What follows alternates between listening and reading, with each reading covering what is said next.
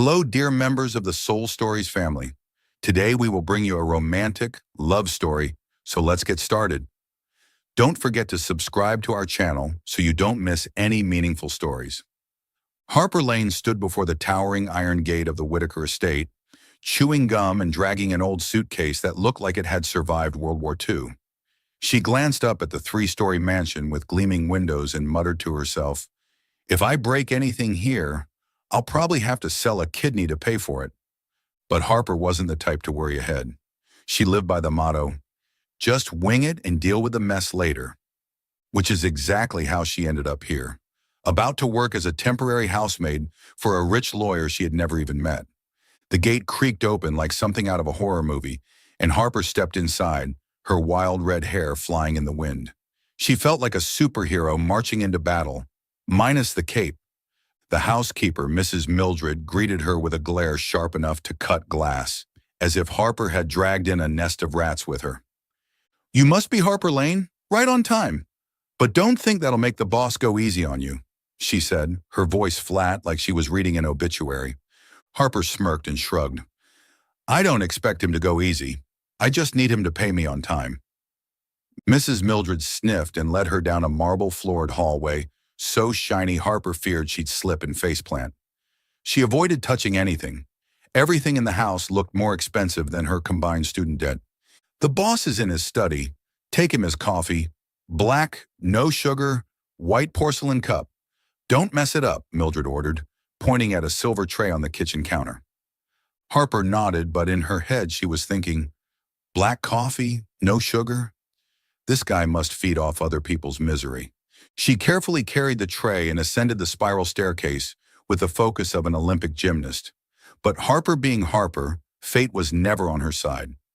Just as she reached the final step, the study door flung open and a tall figure stormed out like a hurricane.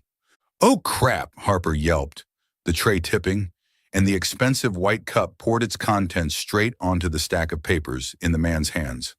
Time slowed. She watched the black coffee splatter across pristine white pages, heard the porcelain shatter on the floor, and felt the icy stare of the man piercing through her. He was tall, broad-shouldered, dressed in a perfectly tailored black suit.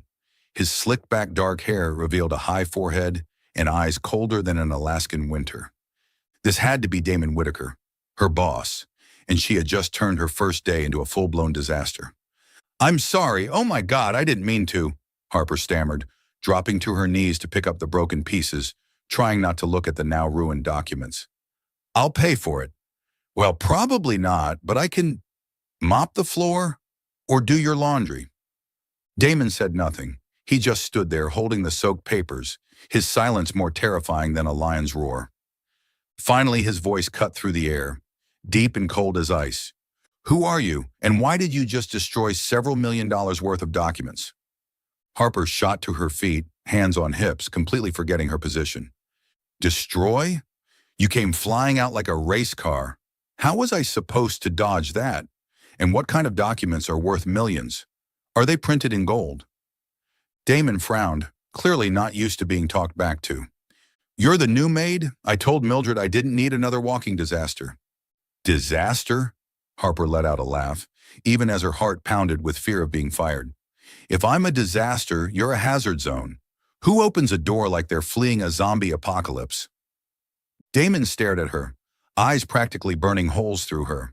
But Harper wasn't easily intimidated. She crossed her arms, tilted her chin, ready for verbal combat. In her mind, alarms blared. "Harper, you just argued with your boss. Congratulations, you're about to be unemployed." "What's your name?" Damon asked, still icy, but was that a flicker of curiosity? "Harper Lane. And you must be Damon Whitaker, right? The most notoriously uptight lawyer in all of New Jersey?" His lips twitched, like he almost smiled but held it back. "You're bold, Harper Lane. But next time you spill my coffee, I'm docking your pay." "Yes, sir," Harper said with syrupy sarcasm. "But next time, if you don't want your precious documents swimming in coffee, maybe don't barrel into me like a freight train." Damon didn't reply. He just shook his head and turned back into his study, leaving Harper standing amid broken porcelain and a pounding heart. She had survived her first battle with the boss, but she knew this was only the beginning. Damon Whitaker might not be easy to deal with, but Harper Lane wasn't the type to back down. "Game on, Mr. Lawyer," she thought, smirking. Inside the study, Damon sat down, eyeing the soggy paperwork and shaking his head. That redhead was a storm, impulsive, loud, and completely fearless. He hated chaos, but somehow that moment when she talked back, it had stirred something. For the first time in months, Damon Whitaker felt like this mansion wasn't just a cold, lifeless tomb. Harper Lane never imagined that her third day working at the Whitaker estate would turn into a full-blown dramatic comedy. After the coffee on the documents fiasco, she'd been trying her best to stay in maximum behave mode, meaning no more broken cups, no more sass with Damon, and absolutely no letting her wild red hair get tangled up in any new disasters. But Harper was Harper, and trouble followed her like metal to a magnet. That evening, the New Jersey air was cool, and the scent of freshly cut grass drifted into the kitchen through the open window. Harper was wiping down the counters, humming a cheesy pop song, swaying her dish towel like a stage prop. She liked moments like this, quiet, peaceful, when Mrs. Mildred had gone to bed and Damon, well, probably off conquering the world in his study. But peace didn't last. The front door burst open, followed by unsteady footsteps and a deep, raspy voice. "Lydia, you came back." Harper stopped humming and spun around. Damon Whitaker stood there, his blazer crooked, tie askew, and dark hair disheveled like he'd walked through a tornado. His usually sharp brown eyes were now dazed and glassy, like he'd downed an entire bottle of wine. Harper frowned. Who the heck is Lydia? And why is he looking at me like I'm his long-lost high school crush? "Sir, are you okay?" Harper asked cautiously, still clutching the dish towel like a makeshift shield. Damon staggered forward, the scent of wine trailing behind him, making Harper wrinkle her nose. "Okay, you're definitely drunk. Let me make you some coffee, all right?" But Damon didn't answer. He looked at her, no, through her, as if seeing someone else entirely. "Lydia," he murmured, voice soft as velvet, "I knew you'd come back. I always knew." And then before Harper could fully register what was happening, Damon stepped forward, placed a hand on her shoulder, and kissed her. Time froze. Harper stood there wide-eyed, her brain screaming, "What the actual hell?" His lips were warm, his breath tinged with wine, and for one split second, pure panic, she realized the kiss wasn't awful. That is, until she remembered he was her boss, and he thought she was someone else. Harper's impulsive instincts kicked in. She shoved Damon hard and smack. A sharp slap landed across his left cheek. He staggered back, hand on his face, the dreamy look in his eyes replaced by utter shock. What did you just do?" he stammered, sobering up a bit. "What did I do? You just kissed me without asking, you drunk maniac," Harper shouted, face flushed with a mix of fury and humiliation. She jabbed a finger at him, voice shaking. "I'm not Lydia or Linda or whoever made your poor heart sad. I'm Harper, your maid, and you just seriously crossed a line." Damon blinked like he was trying to piece together a broken memory. He looked at her, then at his own hand, then back at her again. "Harper?" he murmured as if discovering he'd landed on another planet. I kissed you." "Correct, and I slapped you because you deserved it." Harper folded her arms, chin tilted defiantly, even though her heart was beating like a war drum. "Now go to bed before I give you another one." Damon didn't say another word. He turned and stumbled up the stairs, leaving Harper in the kitchen, pulse racing and a strange flutter in her chest she couldn't quite name. She shook her head, muttering to herself, "I just slapped my boss. I'm definitely getting fired tomorrow." Brilliant job, Harper. Pure genius. The next morning, Harper walked into the kitchen like a prisoner walking to her sentence. She was fully prepared for Mrs. Mildred to summon her and deliver the death blow. Termination. Instead, she found Damon sitting at the breakfast table, a mug of black coffee in front of him, and a vivid red handprint still glowing on his left cheek. He wore a crisp white shirt, hair neatly combed, But his eyes looked complicated, not cold like usual, almost embarrassed. "Good morning, Miss Lane," Damon said, voice deep and slightly rough, like he'd been up all night fighting off a hangover. "Sit down. We need to talk." Harper swallowed hard and took a seat across from him, gripping the edge of the table. "If you're going to fire me, just say it.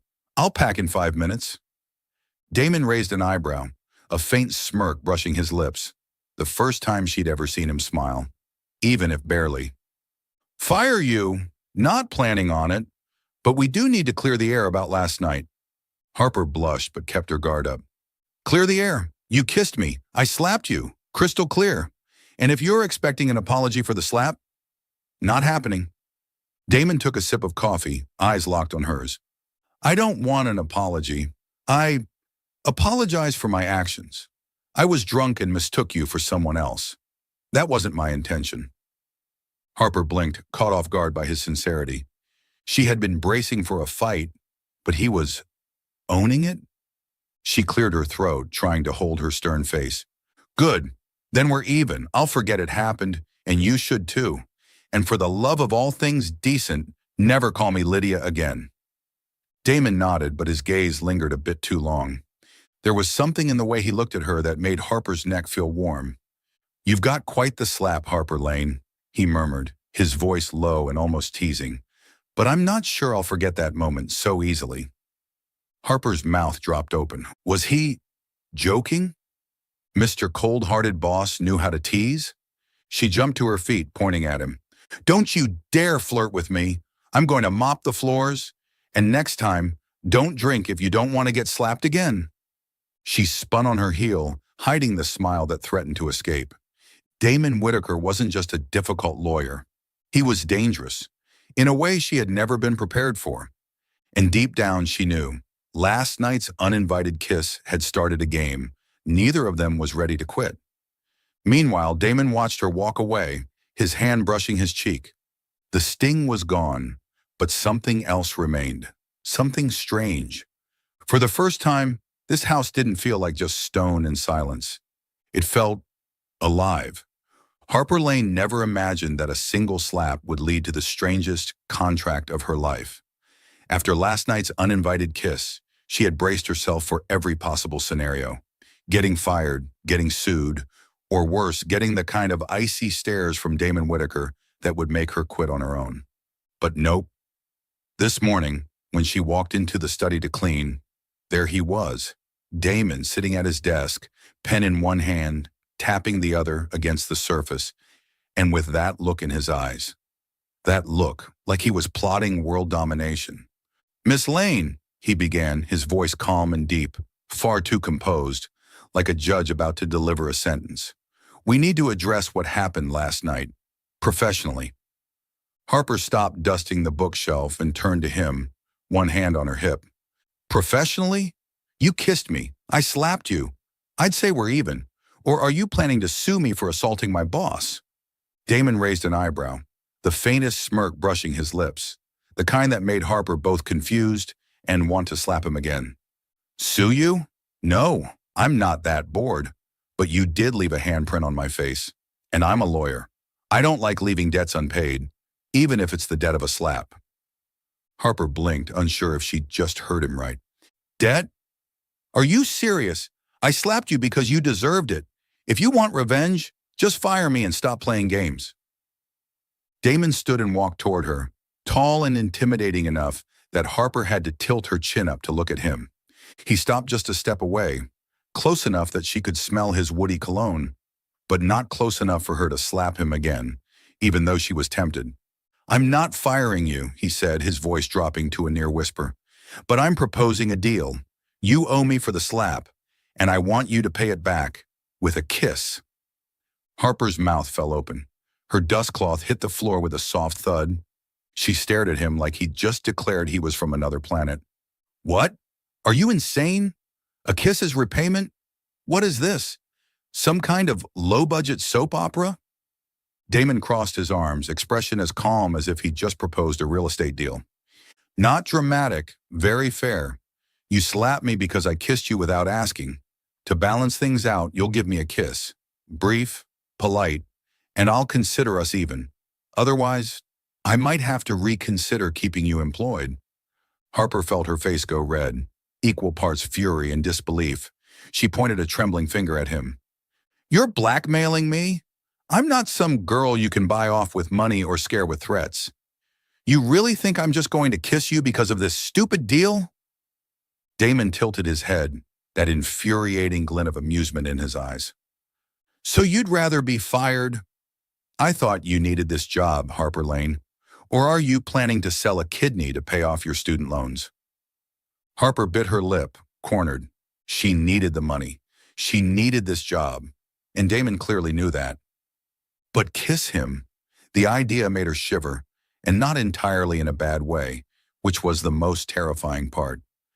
She inhaled deeply and said in a steady tone, "Fine. One kiss, that's it. And you can never bring it up again. Clear?" Damon nodded, the corner of his mouth lifting like he'd just won a major lawsuit. "Crystal, but I'd like to add one clause. Every time you make a mistake, break something, forget something, argue with me, you owe me another kiss. Fair, right?" Harper's eyes widened. It felt like she just signed a deal with the devil. You manipulative jerk. Fine, I agree. But don't think I'm letting you win so easily. I'll work so perfectly, you'll never get another chance." Damon smiled, an actual smile this time, revealing a small dimple on his right cheek. "I look forward to the challenge, Miss Lane." The days that followed turned the Whitaker estate into a comedic battlefield of wits. Harper tried to work like a flawless machine, floors sparkling, towels aligned, coffee brewed to black no-sugar perfection. But she was Harper, and clumsiness lurked behind every corner. On day one, she accidentally knocked over the salt shaker on the dining table. Damon appeared instantly, notebook in hand, voice calm. "Mistake number one. You know the terms." Harper clenched her jaw, face burning, marched over, and planted a lightning-fast kiss on his cheek. It felt like touching fire. "There, happy now? Go away, boss man," she snapped before darting into the kitchen. Damon stood still, hand brushing his cheek, eyes gleaming with a feeling he didn't dare name. Day two, she forgot to close the window, and the breeze scattered papers all over his desk. Another kiss, this time on his forehead, because Harper refused to let him look into her eyes. "You kiss like you're exacting revenge," Damon teased, making Harper nearly throw a dish towel at his face. By day three, Harper began to question herself. She stood in the staff bathroom, muttering to her reflection, "Harper, what is wrong with you? Why are you enjoying this stupid deal?" Each kiss, however quick, however reluctant, left a strange afterglow, like she was playing a dangerous game, and wasn't sure if she wanted to win or lose. Meanwhile, Damon sat in his study, gazing out the window, idly spinning his silver pen. He hated to admit it, but he was starting to look forward to Harper's mistakes. That red-headed whirlwind, with her razor-sharp comebacks and stubborn stare, was unraveling the tightly wound world he'd built. And for the first time in years, he didn't want to fix the chaos. Harper didn't know it yet, but to Damon, this little deal wasn't just a joke. It was a test, to see if she would run or stay, and deep down, he hoped she'd stay. Harper Lane stood in the kitchen, watering can in hand, eyes flicking toward Damon Whitaker's study like a spy plotting an infiltration. The Kisses payment contract had entered its second week, and she'd decided to turn the game on its head. If Damon thought he could manipulate her with that ridiculous little rule, he was in for a surprise. "You want to play, Mr. Lawyer? Fine, let's see who holds the reins now." She smirked and accidentally overwatered Damon's beloved fern, letting a few droplets spill onto the shiny hardwood floor. "Oops," she murmured with mock regret, already picturing Damon's reaction when he walked in, spotted her crimes, and demanded another kiss. Not that she liked kissing him. Definitely not. She just wanted to see how he'd react. That's all. Pure curiosity. Harper would never admit it out loud, but the deal was messing with her head. Every time she messed up and had to kiss Damon on the cheek, the forehead, once almost the lips, but she turned away just in time. She felt a jolt shoot down her spine. And Damon, that cold-blooded lawyer, always played it cool, but his eyes, oh, those eyes burned. She hated how fast her heart beat around him, and she hated even more how she'd started waiting for her own mistakes. Today, she decided to up the stakes. She deliberately left faint streaks of water on the dining table after wiping it down. She accidentally placed his coffee cup off-center, letting it sit directly on the wood instead of the coaster. Each small crime, a silent dare. What now, Whitaker? Gonna make me kiss you again? Or are you finally going to snap and fire me? Right on cue, Damon entered the room with that confident gait of a man who believed the world bent to his will. He wore a deep blue shirt, sleeves rolled up, forearms lean and strong, and Harper had to fight not to stare. His eyes scanned the table, landing instantly on her deliberate mistakes. "Miss Lane," he said, voice low and deliberate, "you did that on purpose, didn't you?" Harper crossed her arms and lifted her chin, playing the innocent. "Did what?" "I'm just a clumsy maid, remember? Isn't that what you always say?" Damon stepped closer, close enough that she caught a whiff of his signature woodsy cologne. He tilted his head slightly, his eyes gleaming with danger. "Water streaks on the glass, coffee cup not on its coaster, and I'd bet good money my fern is drowning. What kind of game are you playing, Harper?"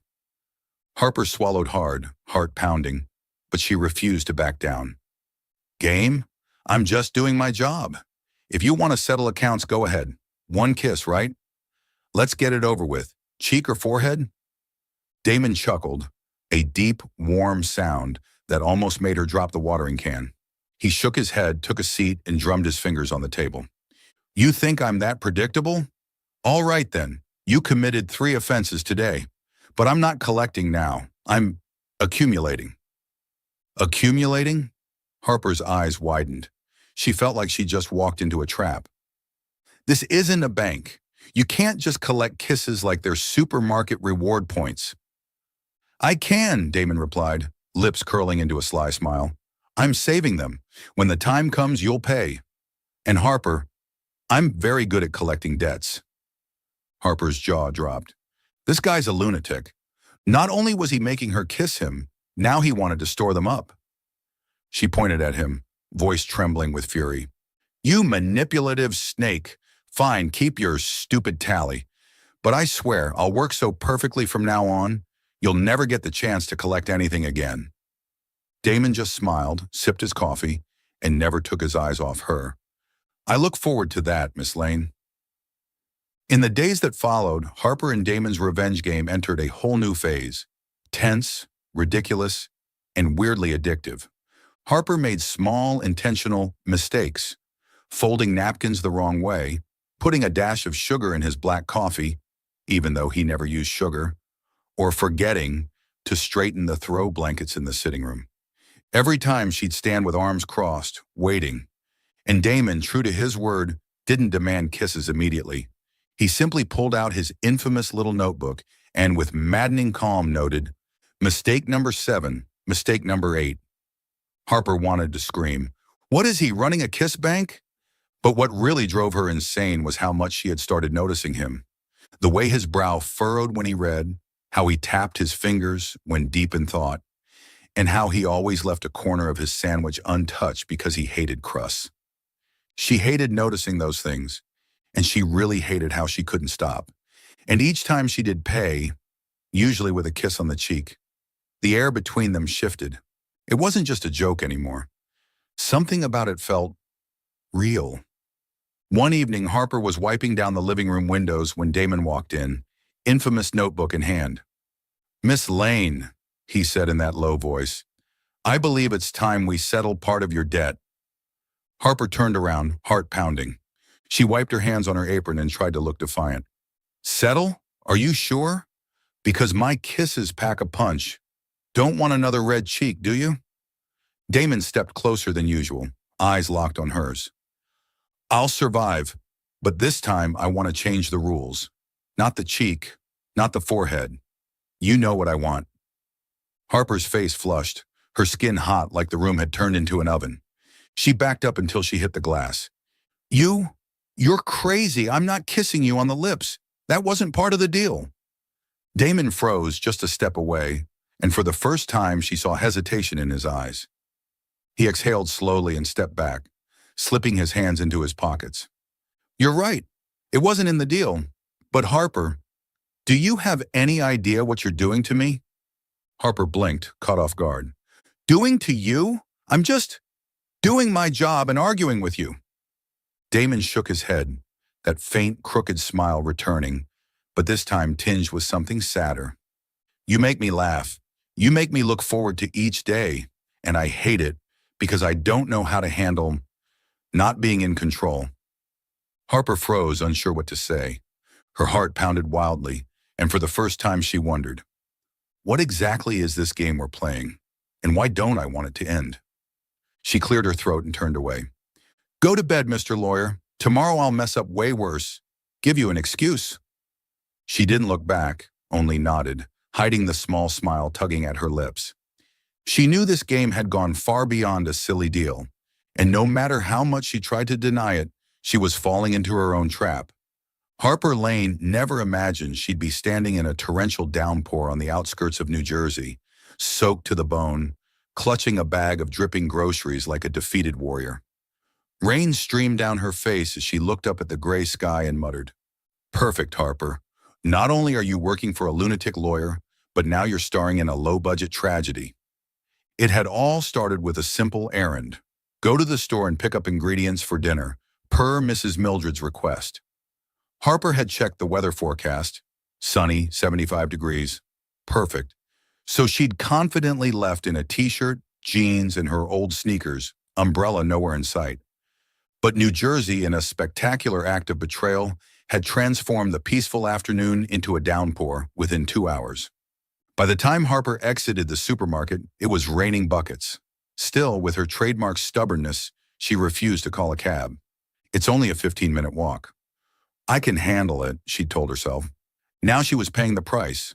Grocery bags soaked through, red hair plastered to her face, and every step making a humiliating squelch from her waterlogged shoes. She ducked under a shop awning, shivering, and tried to call Mrs. Mildred for help. Of course, her phone, like everything else, had betrayed her too. Dead battery. Fantastic, she groaned, staring down the blurry road toward the Whitaker estate.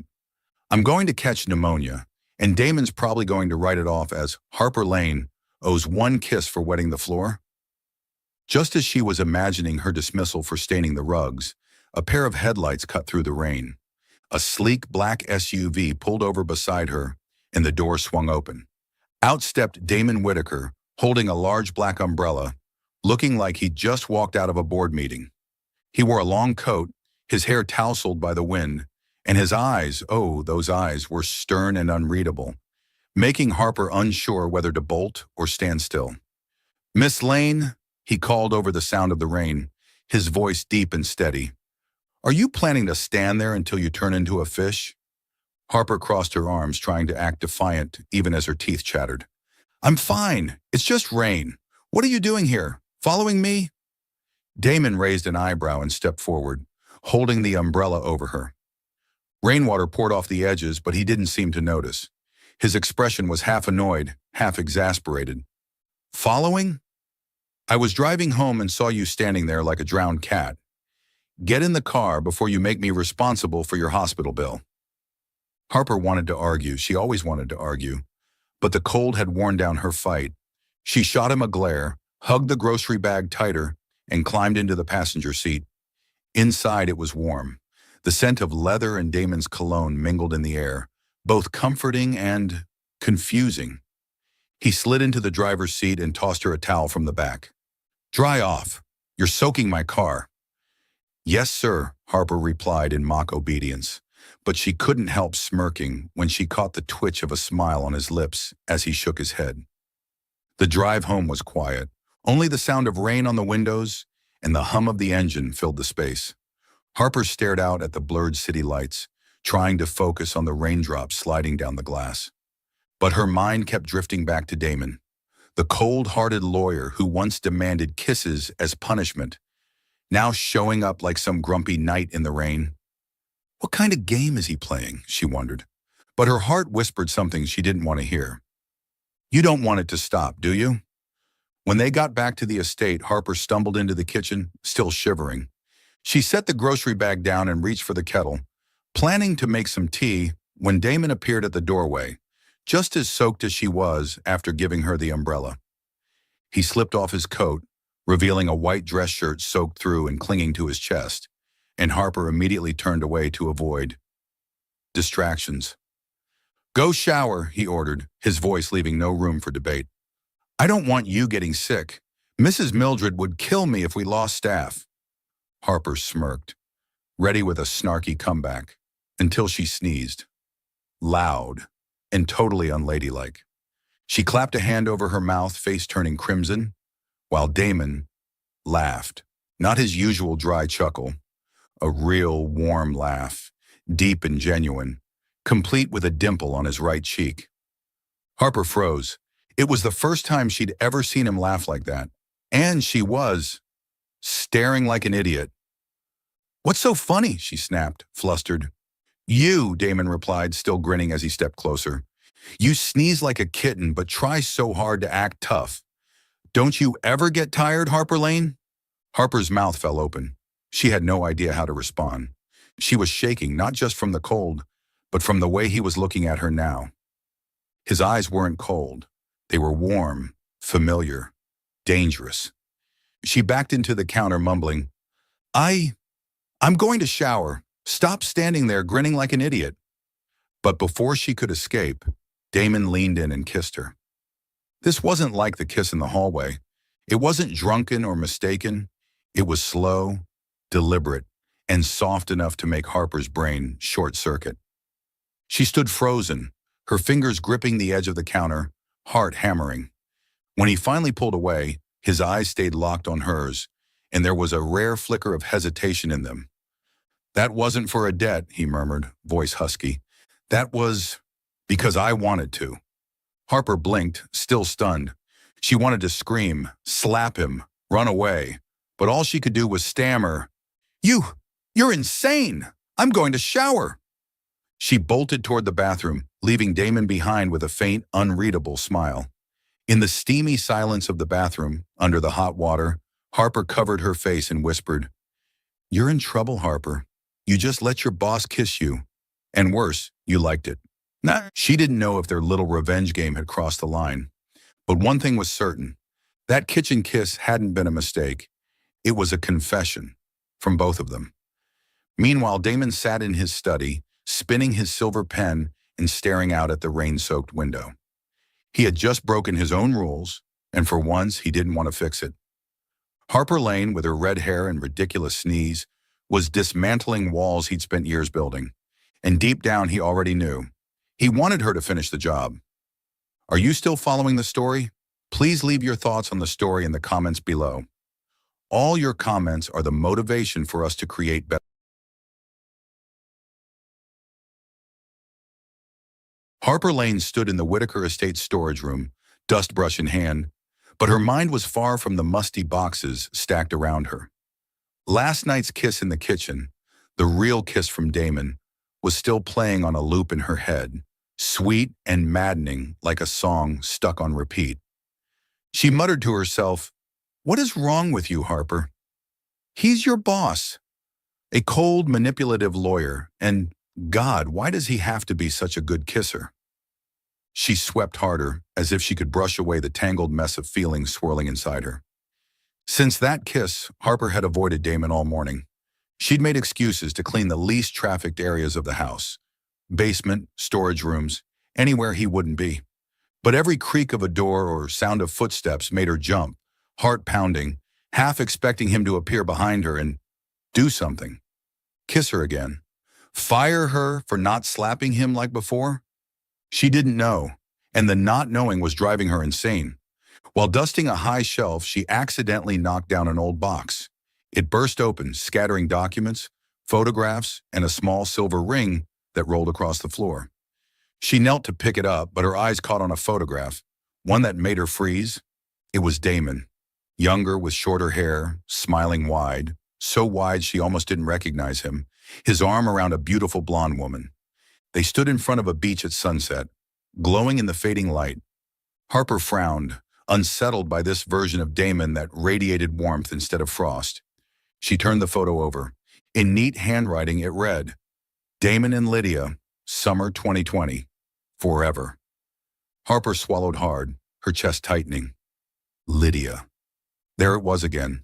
That name he had mumbled in his drunken haze. Now it wasn't just a name. It was a person, a ghost, a perfect memory frozen in time. She didn't want to pry, really, but she couldn't stop. She pulled out another paper from the box, a printed article dated 2022, Young Attorney Damon Whitaker cancels wedding 1 week before the ceremony. The piece detailed how Damon, at the height of his career, had suddenly called off his wedding to interior designer Lydia Hamilton. No official reason, just rumors. She left him. He couldn't commit, or they couldn't make it work. Harper read the words with a sinking feeling in her stomach. So he'd had a fiancée, and she'd broken his heart. She gently returned everything to the box, except the silver ring, which sat cold and heavy in her palm. She imagined Damon placing it on Lydia's finger, imagined him smiling like in that photo, and suddenly she felt small. What am I to him? A clumsy maid, a joke wrapped in a kiss contract. He still loved Lydia, didn't he? That afternoon, Harper had no choice but to face him when he called her into the study to deliver his coffee. She entered with a tray, carefully composed, forcing her face into a mask of calm. Damon sat behind his desk, eyes on his laptop, but when she placed the cup down, he looked up, his gaze locking onto her. You've been avoiding me all day, he said. Not as a question, but a fact. Harper shrugged, pretending to fuss with the saucer. Avoiding? I've just been working. You want the roof scrubbed too? I'll do it. Damon stood, circling the desk until he was in front of her. He towered over her, his presence making her want to step back. But she didn't. Harper, he said, his voice gentler than she expected. Are you upset about last night? Her cheeks flushed at the memory of the kiss, but she recovered quickly. Upset? I'm just busy. And you should be grateful I didn't slap you again. She tilted her chin, defiant, but her eyes flicked, unintentionally, to his hand. She imagined the silver ring once being there. Damon frowned, clearly sensing something different in her. What's going on? You're not acting like yourself. Harper forced a smile. I'm fine. I just found something in the storage room. A photo. You and Lydia. She hadn't planned to say it, but the words spilled out like water breaching a dam. She was your fiancée, wasn't she? The one you called out for when you were drunk? Damon stiffened, his expression darkening. For a moment, Harper thought he'd lash out, but instead he exhaled slowly, sat back down, and rubbed his temple. You're curious, aren't you? He said tiredly. Yes, Lydia was my fiancée. She left me a week before the wedding because she wanted a different life. Freedom. No commitments. He paused, eyes distant. I don't blame her, but I did learn something from that. Never trust something that pretends to be intimate. Harper stood silently, heart sinking. She wanted to crack a joke, tease him like always. But she couldn't. Instead, she stepped forward and did something she'd never done before. She placed a hand on his shoulder, a small, quiet gesture of care.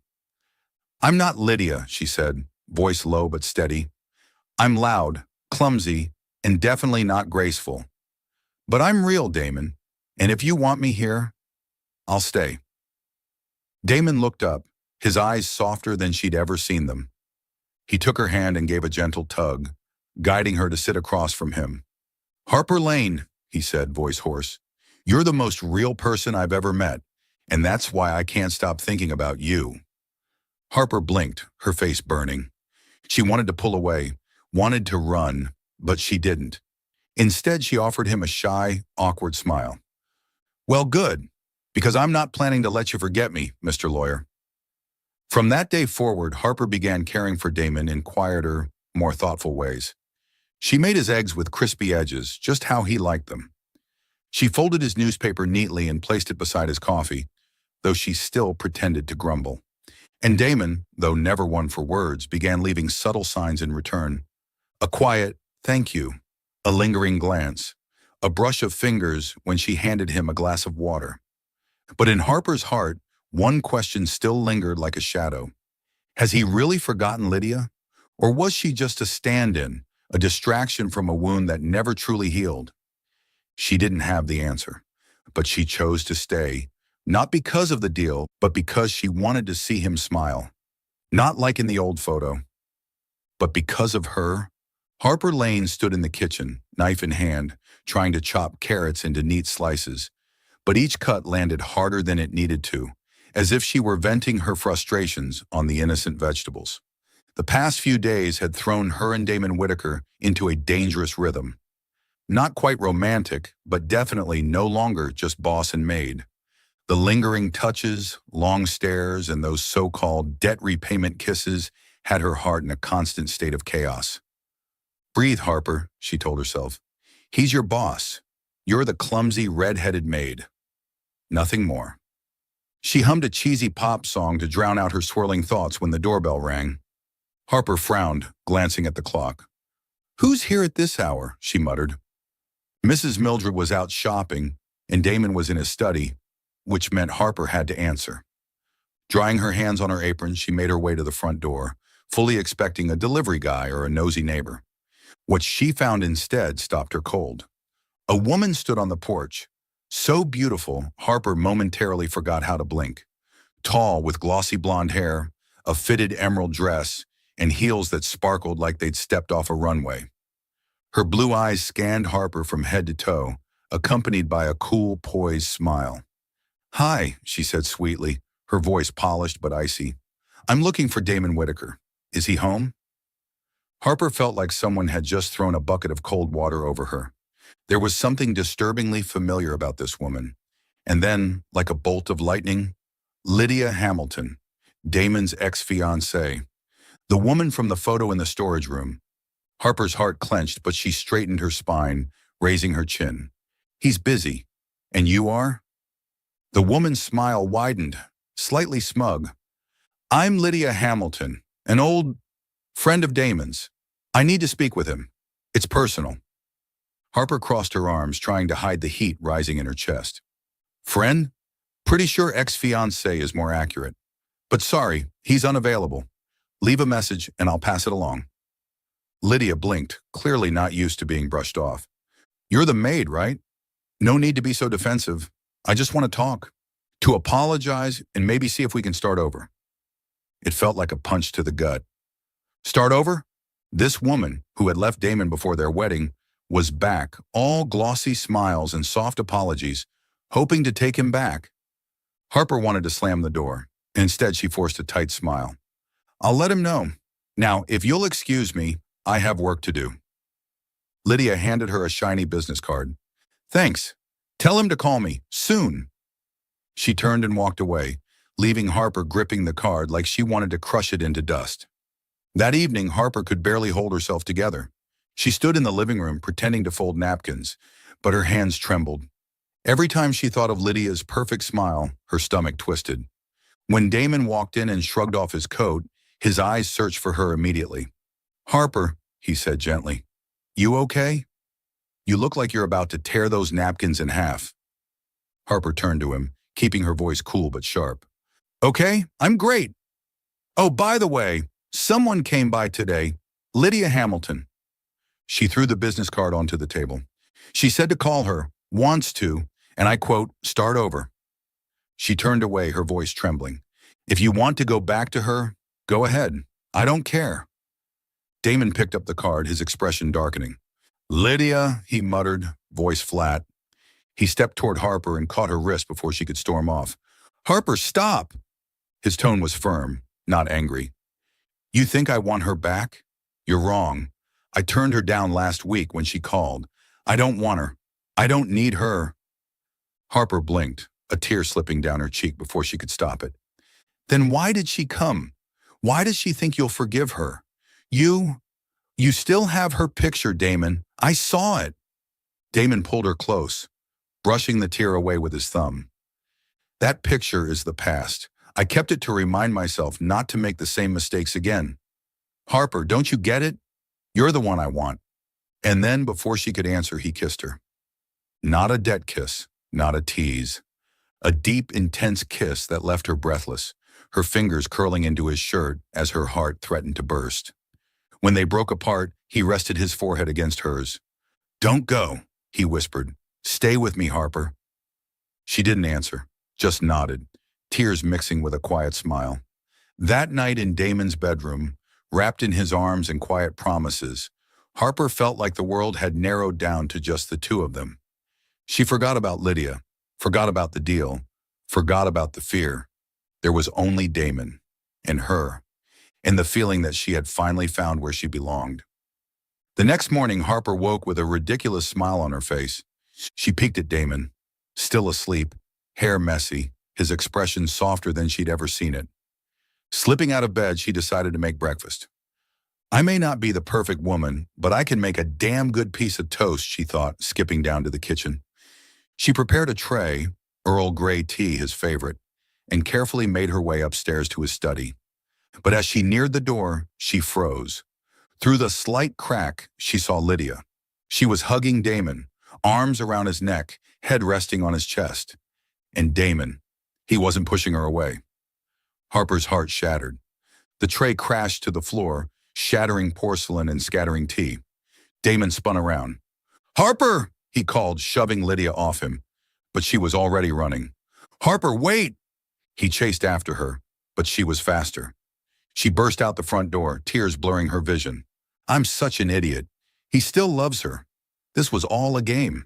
She ran to her tiny apartment, wrote a letter of resignation, and shoved it into the estate's mailbox before leaving. It read, I've paid all the kisses I owed, Damon. You don't owe me anything. I hope you're happy. With Lydia. But as she walked away, her heart heavy and hollow, she knew she'd left a part of herself behind in that mansion. A part she'd never get back. Harper Lane sat curled up in her tiny apartment, clutching a mug of lukewarm cocoa, her eyes swollen from crying all day. The peeling yellow walls and creaky twin bed had never felt so suffocating. She stared at the resignation letter she'd scrawled in haste, the handwriting as messy as her heart had been when she wrote, I've paid all my kisses, Damon. You don't owe me anything. I wish you happiness. With Lydia. Now she wanted to tear it up, but it was already in the Whitaker estate's mailbox, and Harper Lane wasn't the kind of girl who picked up her own broken pieces. She took a sip of her cold cocoa, winced and muttered, Brilliant, Harper. Fall for your boss? Let your heart shatter just because you saw him hugging his ex? Congrats. You're officially the lead in a bad soap opera.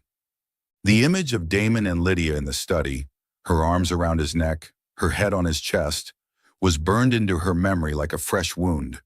She'd run from everything, her job, the kiss contract, and the heart she left behind in that mansion. But what she didn't know was that, across the city, Damon Whitaker stood before his bedroom mirror, his hair disheveled, eyes dark from sleeplessness. He clenched his phone, staring at Harper's number for the 10th time, but still couldn't bring himself to call.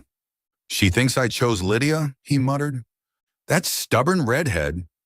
Why didn't she let me explain? He slammed his fist lightly against the wall, furious with himself. Lydia had shown up unannounced that morning, hugging him before he could react. And right at that moment, Harper had walked in. 1 second of bad timing, and he'd lost her.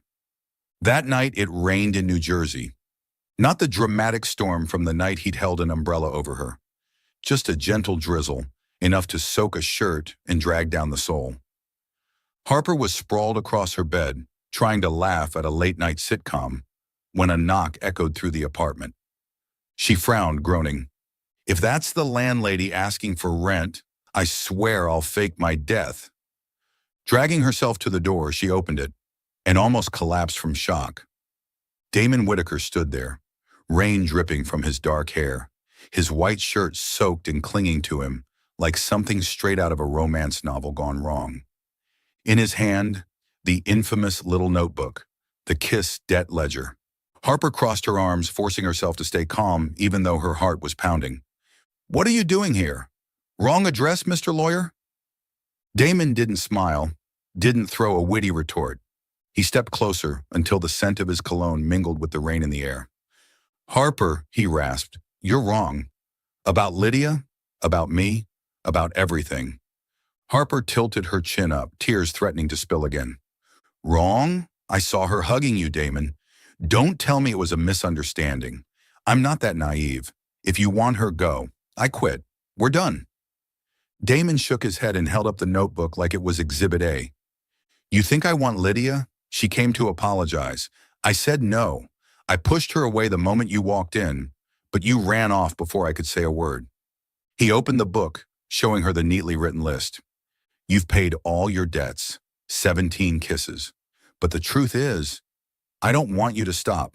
I want you to pay more. Forever. Harper blinked, stunned. She looked at the notebook, then into his eyes and felt her walls beginning to crack. You're insane, she whispered, her voice trembling. You think I'm just going to believe you? Run into your arms like some Hallmark heroine? Damon finally smiled, just a soft, crooked grin, revealing that damn dimple. Number, I know you'll yell at me first, and I like that. He stepped closer, brushing a wet strand of hair from her cheek. Harper Lane, you're the loudest, clumsiest, most stubborn woman I've ever met. But you make me laugh. You make me feel again. And I'm not letting you go over a stupid misunderstanding. Harper stood frozen, tears slipping down her cheeks. She wanted to shove him away, scream, punch his shoulder. Instead, she did what she did best, act on instinct. She rose on her toes, grabbed his collar, and kissed him, hard, furious, and full of everything she'd held back. Right there at the door, with the rain falling and an old neighbor peeking through the curtains, Damon pulled her in, kissing her back like he couldn't bear to lose her again. When they finally broke apart, Harper was breathless, pointing a finger at him. You're an idiot, Damon Whitaker. If I ever see Lydia or anyone hug you again, I swear I'll slap you into next week. Damon laughed, pressing his forehead to hers. I accept, but if you keep paying kisses every day, I might just stop collecting. Harper narrowed her eyes, but she was smiling. More kisses?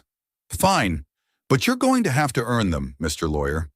She tugged him inside and slammed the door shut behind them, leaving the rain and the rest of the world outside. Behind the curtain, the neighbor muttered, Young people these days, absolutely unhinged. In the cramped little apartment, Harper and Damon sat cross-legged on the bed, the kiss ledger open between them. Harper flipped through the pages, laughing at each silly offense. Spilled coffee, open windows, mismatched towels. They laughed together, as if yesterday's heartbreak had been just a bad dream. Harper didn't know what the future held, but she knew one thing for sure. She wasn't running anymore. And Damon, with eyes that saw her like she was the whole damn world, wasn't letting her go.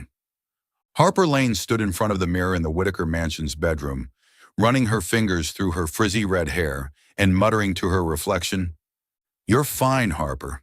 You're not signing a contract with the devil, just with a ridiculously attractive, infuriating lawyer who kisses like he rewired your brain. She grimaced at herself, trying to suppress the goofy grin threatening to spill across her face.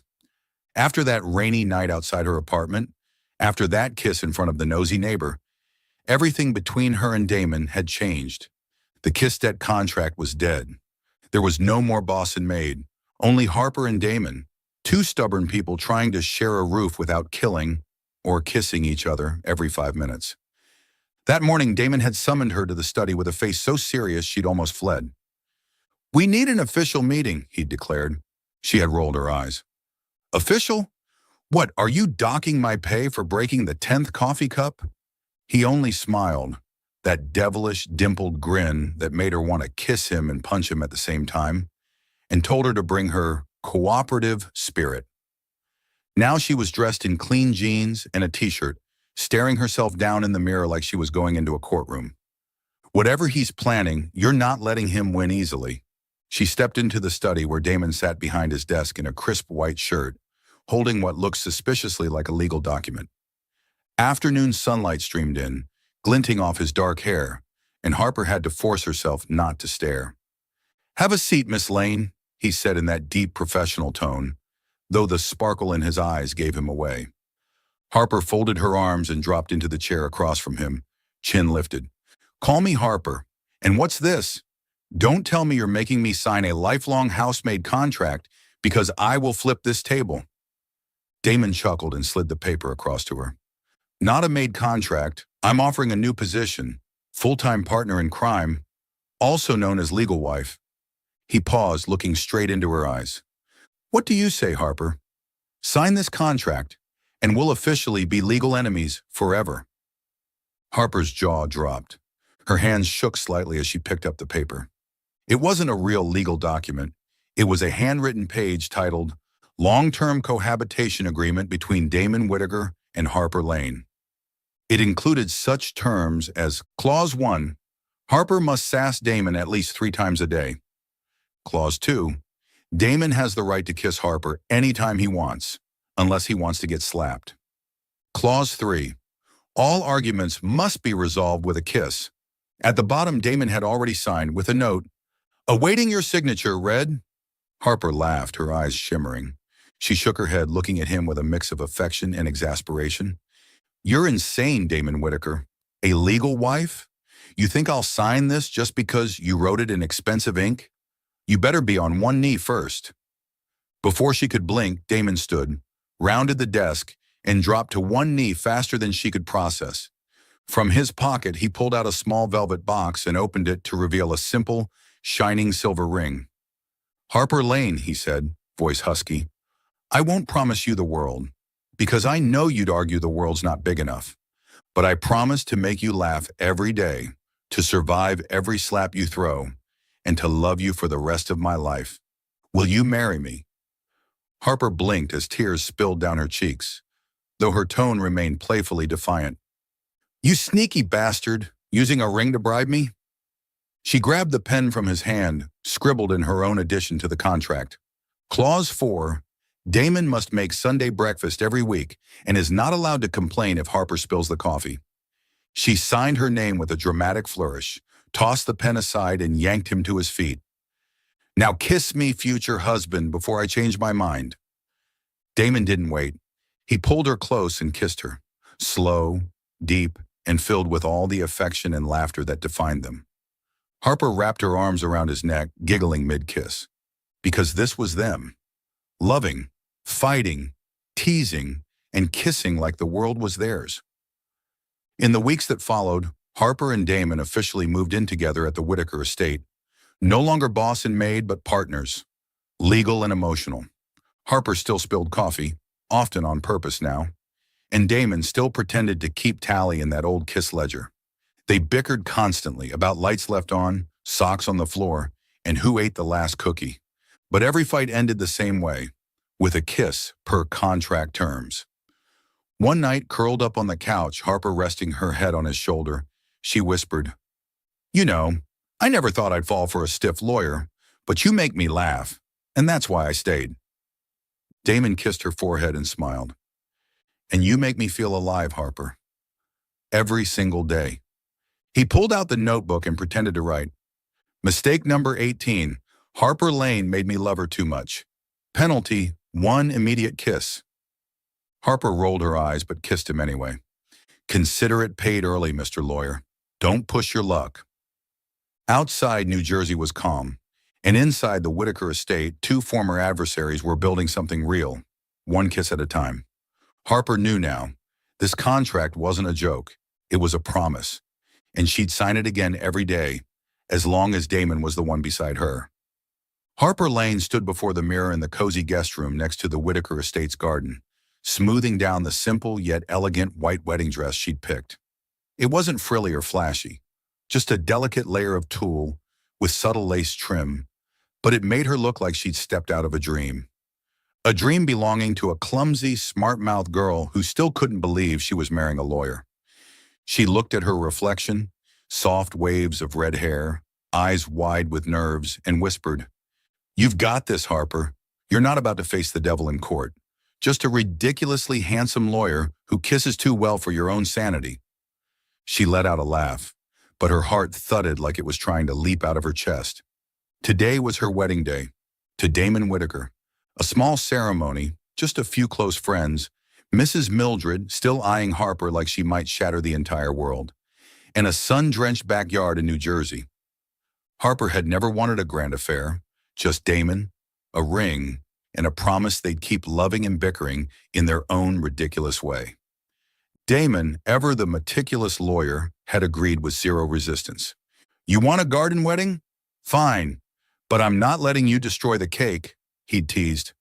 Harper had glared at him with enough heat to toast the wedding favors.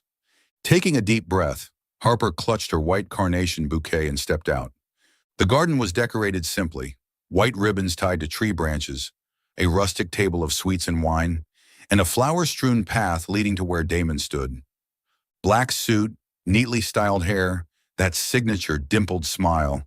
He looked like a man straight out of a movie. Harper nearly broke into a sprint, but she was still Harper, and she never did things the normal way. As the acoustic version of their favorite love song played, Harper walked down the aisle with as much grace as she could muster, which wasn't much. She spotted Damon and called out under her breath, "Ready to get slapped for life, Mr. Lawyer?" Laughter rippled through their friends, and Damon shook his head, smiling like she was his entire universe. "Go ahead and try, Miss Lane," he replied. "But remember, every slap costs you a kiss. Still part of the contract." Harper smirked and reached him, handing her bouquet to her best friend. The officiant, an old friend of Damon's, began the ceremony, but the two of them only had eyes for each other, exchanging glances full of affection and mischief. When it came time for vows, Harper jumped in first, her voice emotional yet unmistakably Harper. "Damon Whitaker, I vow to love you, argue with you, and spill coffee on your legal briefs whenever I feel like it.